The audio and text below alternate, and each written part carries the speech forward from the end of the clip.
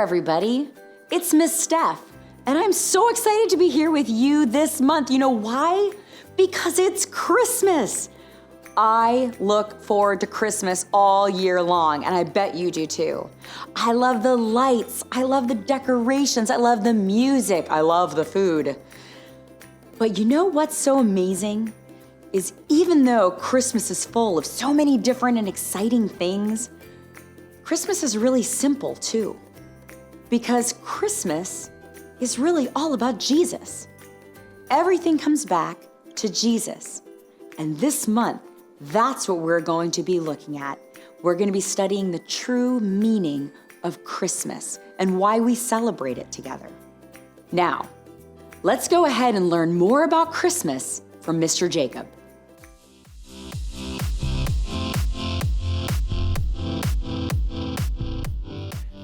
Hey! What's up, everybody? My name is Jacob, and if you didn't know by the festive decor behind me, the holidays are upon us.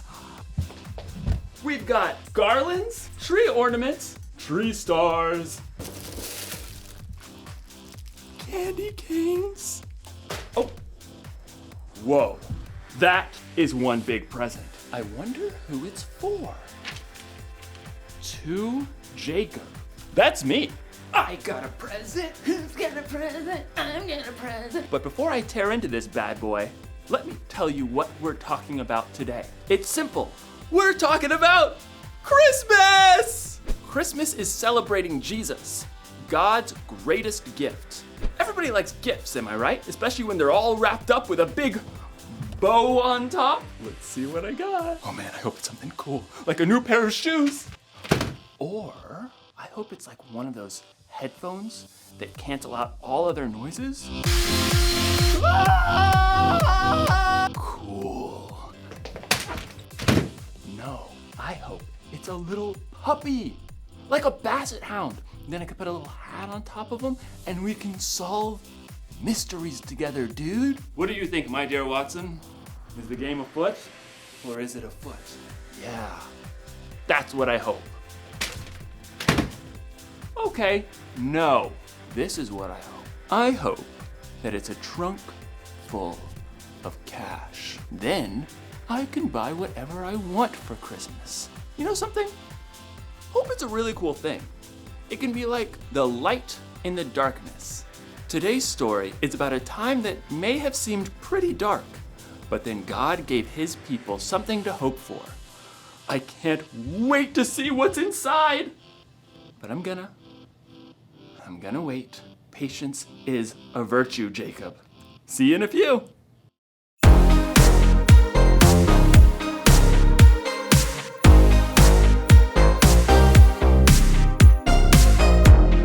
Long ago and late one night, angels came in glorious light, singing songs about a Savior that was born.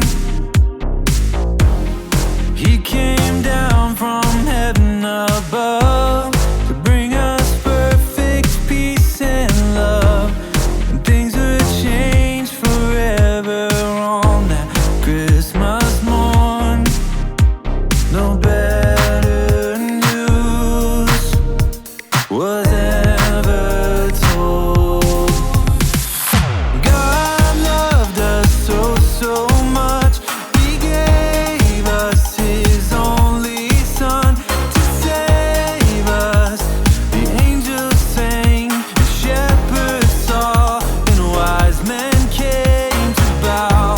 God knew everything we needed, and so he sent us Jesus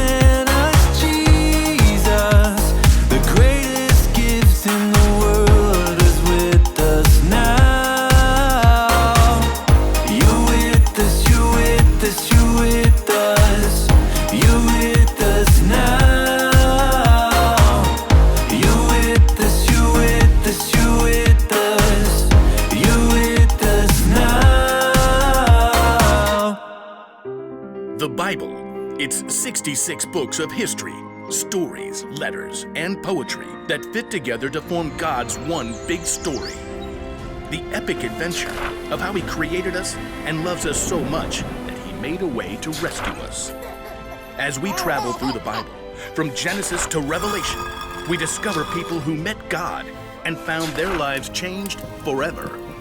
Now, for an amazing story, inspired by the book of Isaiah, chapter 9, verse 6.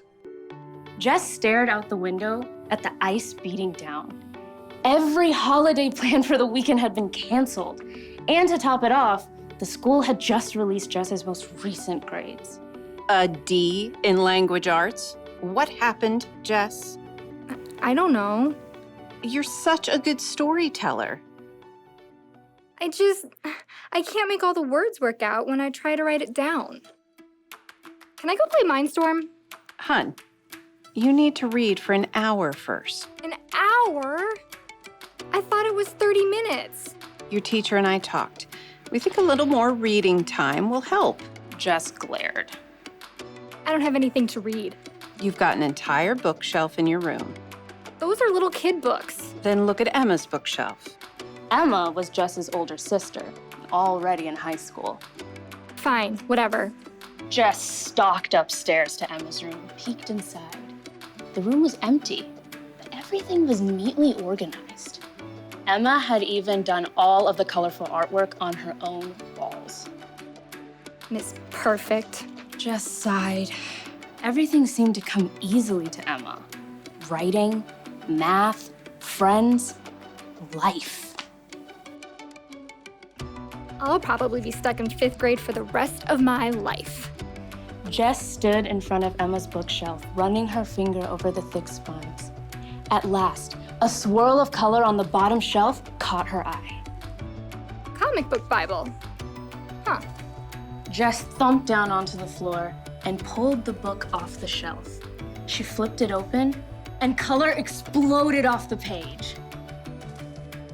In the beginning, God created the heavens and the earth. The images of creation were vivid and detailed, as if she were right there. Pretty cool. Jess found herself drawn into the familiar stories, seeing and hearing them in a brand new way. Moses and the Red Sea, the fall of Jericho, David and Goliath, Esther boldly approaching the king, David's incredible poetry in the Psalms. The Lord is my shepherd, I shall not want. After the Psalms, though, Jess paged into unfamiliar territory. Isn't Daniel in the lion's den around here somewhere? Who's this guy? Jess stared at a man with a long white beard, using a quill to scribble on a scroll. A child will be born to us, a son will be given to us. He will rule over us, and he will be called Wonderful Advisor and Mighty God. He will also be called Father who lives forever, and Prince who brings peace. Hey! Jess nearly dropped the book. She glanced up to see Emma standing in the doorway. What are you doing in my room? Mom said I could pick a book. Well, ask next time, okay? I didn't touch anything. Okay, it's fine. Emma settled down on the floor beside Jess and took a look at the book. Aunt Chris gave me this book when I started high school. It's pretty cool. I mean, until this part. It's kind of hard to make a guy writing a letter exciting. Jess pointed out Mr. Whitebeard. Oh, you mean Isaiah? Who's he talking about? Jesus? Yeah, but it's way more amazing when you look at the big picture. You see, God's people were in big trouble. Over and over, the Israelites promised to love and obey God.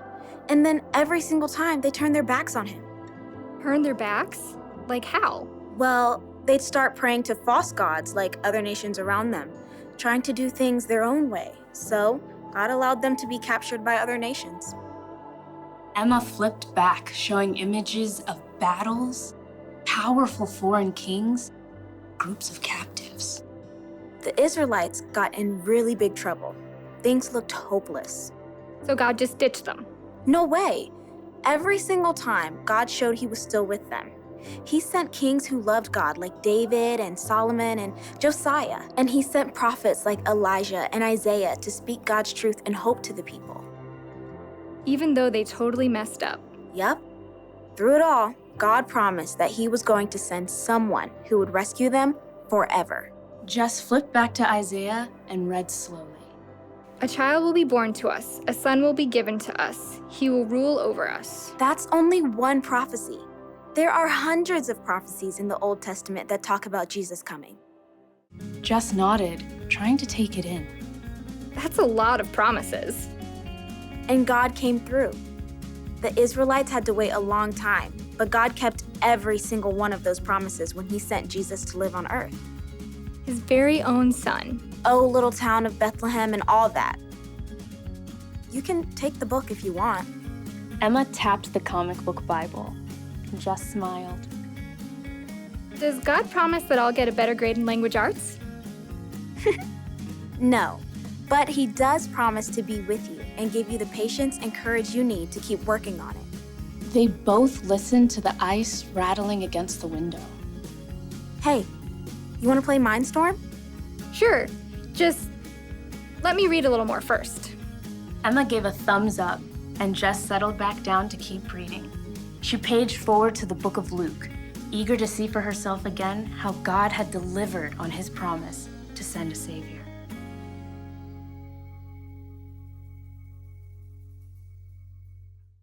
Wow, wasn't that an incredible story? Our God, he's a promise keeper. Through the words of Isaiah, God told us that he was going to send us a Savior. And he did. He sent us Jesus to be the Savior of the world. And because of that, we can have hope. You know, that ties right into our bottom line for this week. Our bottom line is we can have hope because God keeps his promises. It's been a tough year this year for a lot of us, and Christmas might look a little bit different. However, when you remember the true meaning of Christmas, that's a reason to celebrate in any situation. And when we remember that God sent his son Jesus for us, and that God always keeps his promises, you can have hope in any situation. Now let's go ahead and take a look at our memory verse for this month. Today, in the town of David, a Savior has been born to you. He is the Messiah, the Lord. Luke 2:11. Okay, everybody. Now, let's go ahead and get ready to celebrate some more by worshiping together. Are you ready? Stand up and let's go.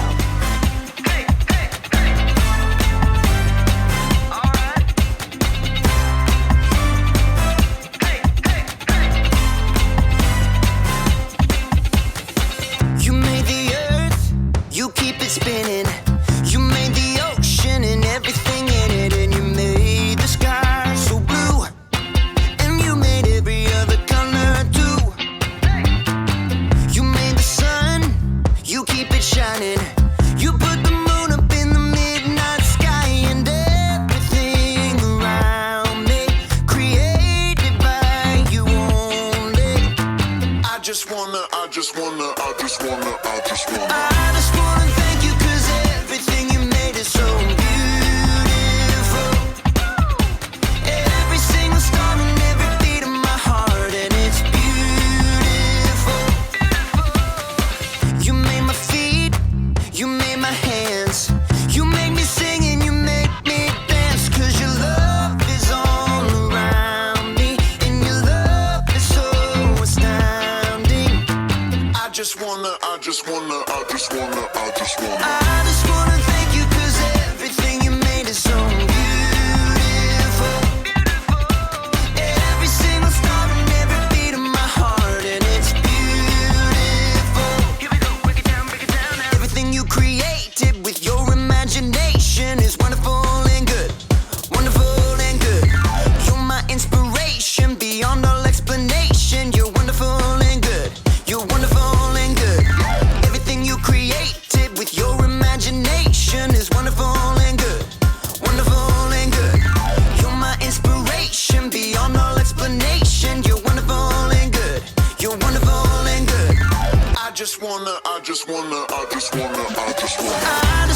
thank you 'cause everything you made is so beautiful. Every single star and every beat of my heart, and it's beautiful. I just wanna thank you 'cause everything you made is so beautiful. Every single star and every beat of my heart, and it's beautiful.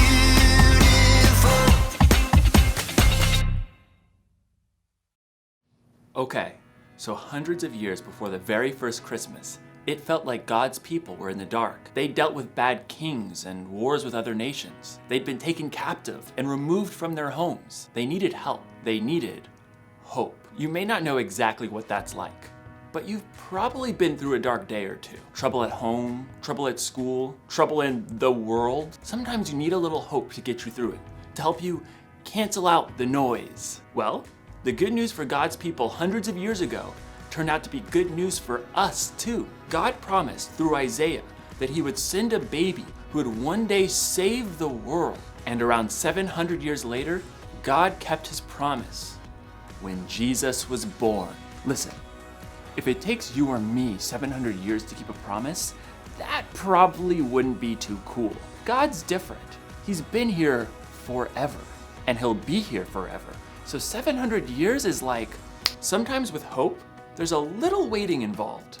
One thing's for sure though, when God makes a promise, he keeps it.